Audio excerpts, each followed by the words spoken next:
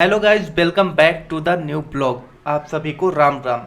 Guys, 14 Kosi परिक्रमा और 5 कोसी परिक्रमा दोनों अयोध्या में होने जा रहा है। चलिए आज की ब्लॉग में हम लोग देखते हैं कि अयोध्या में परिक्रमा को लेकर क्या क्या तैयारियां हैं। तो अभी मैं अयोध्या में परिक्रमा रोड पर पहुंच चुका हूं। ये है 5 कोसी परिक्रमा रोड। यहाँ पर देख सकते हैं कि जो श्रद्धालु आएंगे इस रोड से, जो ये ओवरब्रिज बन रहा है इसके नीचे से अभी परिक्रमा करना होगा। नेक्स्ट ईयर हो सकता है ये कंप्लीट हो जाए, फिर उसके बाद इसके ऊपर से परिक्रमा स्टार्ट हो जाएगा। लेकिन अभी हम चलिए वहाँ पर चलते हैं जहाँ पर 5 कोसी परिक्रमा मार्ग और 14 कोसी परिक्रमा मार्ग का संगम होता है। वहाँ पर दिखाते हैं कि क्या हाल है, कैसे उस रोड को तैयार किया जा रहा है। ये ओवरब्रिज जहाँ पर खत्म होता है उसे 100 मीटर आगे ही 14 कोसी परिक्रमा मार्ग मिलता है और ये परिक्रमा मार्ग नदी के किनारे का एरिया है। यहाँ पर हर साल जिस तरह से अभी देख रहे हैं यहाँ पर बालू है, इसी तरह से हर साल नदी के किनारे वाला जो एरिया होता है वहाँ पर बालू बिछाया जाता है, जिससे श्रद्धालुओं का पैर जो दुख रहा है परिक्रमा में चलते चलते, यहाँ पर आने पर थोड़ा सा आराम मिलता है। तमाम जगह पर बैरिकेडिंग की गई है इन बल्लियों के माध्यम से, जिससे कोई भी श्रद्धालु इस रोड के बाहर ना चला जाए, क्योंकि उस रोड के बाहर बड़ी खाई है। परिक्रमा में वैसे ही बहुत सारी धक्का मुक्की होती रहती है, तो गलती से भी अगर चला गया तो प्रॉब्लम हो सकती है। थोड़ी दूर चलने के बाद यहाँ पर हमको एक सकरा रोड मिलता है।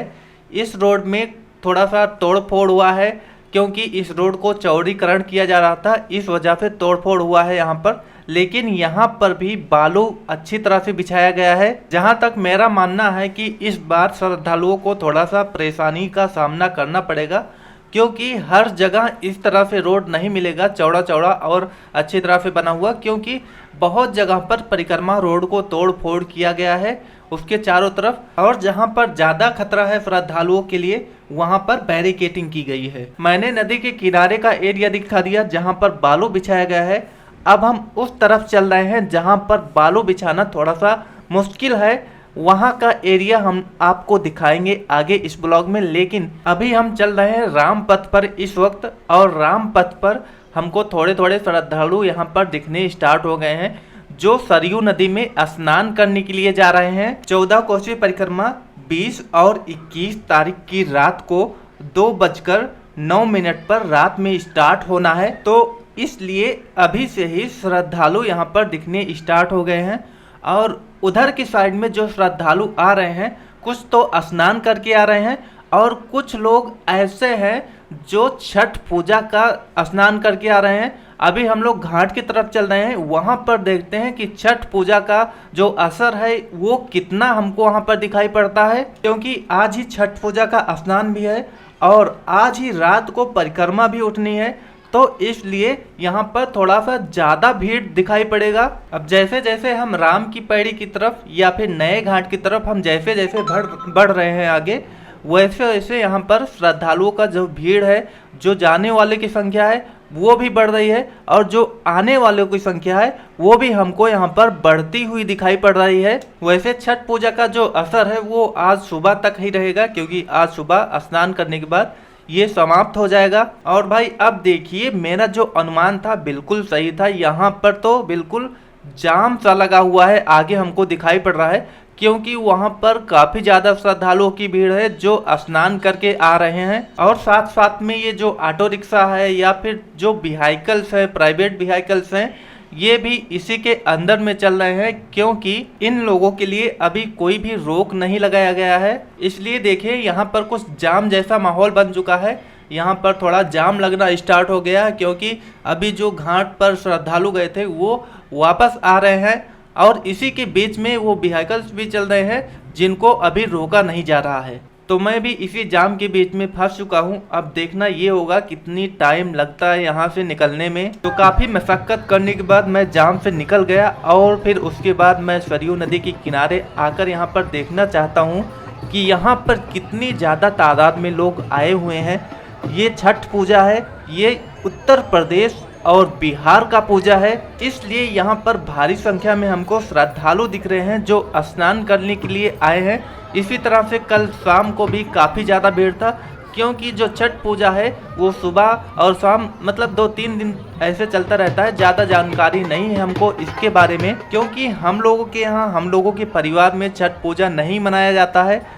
और अयोध्या की बात करें तो अयोध्या में पहले इतना ज़्यादा छठ पूजा को लेकर भीड़ नहीं होता था। अब अयोध्या में भी हमको कुछ सालों से यहाँ पर छठ पूजा इस तरह से देखने के लिए मिलता है, क्योंकि पहले इस तरह से नहीं हुआ करता था जिस तरह से अभी आप लोग देख रहे हैं। छठ पूजा वैसे तो सबसे ज़्यादा बिहार में मनाया जाता है और सेकंड नंबर पर उत्तर प्रदेश आता है।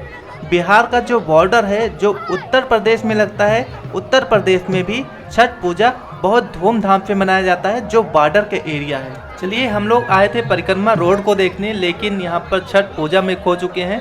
अब चलिए हम लोग फिर से अपने पथ पर आगे बढ़ते हैं और देखते हैं कि परिक्रमा रोड का क्या हाल है। अब हम सरयू नदी के किनारे से परिक्रमा रोड पर आ चुके हैं और ये है 4 नंबर बूथ जानने के लिए परिक्रमा रोड।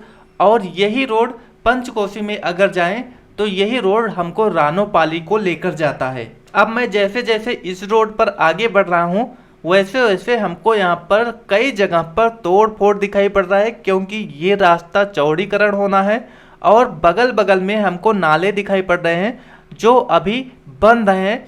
इसलिए यहाँ पर इसके किनारे बैरिकेटिंग की गई है जिससे श्रद्धालु को कोई परेशानी ना हो। अभी थोड़ी देर पहले हमने आपको दोनों परिक्रमा रोड का संगम दिखाया था, लेकिन कहाँ पर ये दोनों परिक्रमा रोड अलग हो रहे हैं ये भी मैं आगे आपको दिखाने वाला हूँ।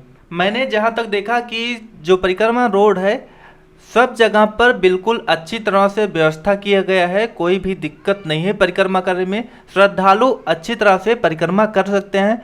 और यहाँ पर जो पोल देख रहे हैं, बिजली की जो पोल है उसमें प्लास्टिक लपेटी गई है जिससे किसी भी श्रद्धालु को छूने पर या उस पोल से गलती से टच होने पर किसी तरह का खतरा ना हो, इसलिए ये सारी व्यवस्थाएं की गई है। थोड़ी दूर चलने के बाद यहाँ पर इस तरह से कुछ हमको गड्ढे दिखाई पड़े, लेकिन कोई प्रॉब्लम नहीं है क्योंकि इस पर बालू बिछाया गया है। और इसके दोनों तरफ बैरिकेटिंग की गई है क्योंकि दोनों तरफ नाले बनाए जा रहे हैं और इन नालों का काम अभी कंप्लीट नहीं हुआ है। दोनों तरफ गड्ढे हैं, खाई हैं, तो इसलिए देखिए कितनी अच्छी तरह से बैरिकेटिंग की गई है जिससे श्रद्धालुओं को किसी भी प्रकार का दिक्कत ना हो। तो मेरे हिसाब से सब कुछ सही है, पूरा रोड सही है और मैं उस जगह पर पहुंच चुका हूं जहां पर ये दोनों परिक्रमा मार्ग अलग होते हैं। अब यहाँ से अगर इधर की साइड में जाएंगे तो 14 कोसी जाएंगे और इधर जाएंगे तो 5 कोसी जाएंगे। तो जितने भी श्रद्धालु इस वीडियो को देख रहे हैं, जो लोग परिक्रमा करना चाहते हैं, उन लोगों से अपील है अयोध्या में जरूर आएं और परिक्रमा पूरा करके ही जाएं। आज के ब्लॉग को यहीं पर एंड करते हैं। आप सभी को राम राम।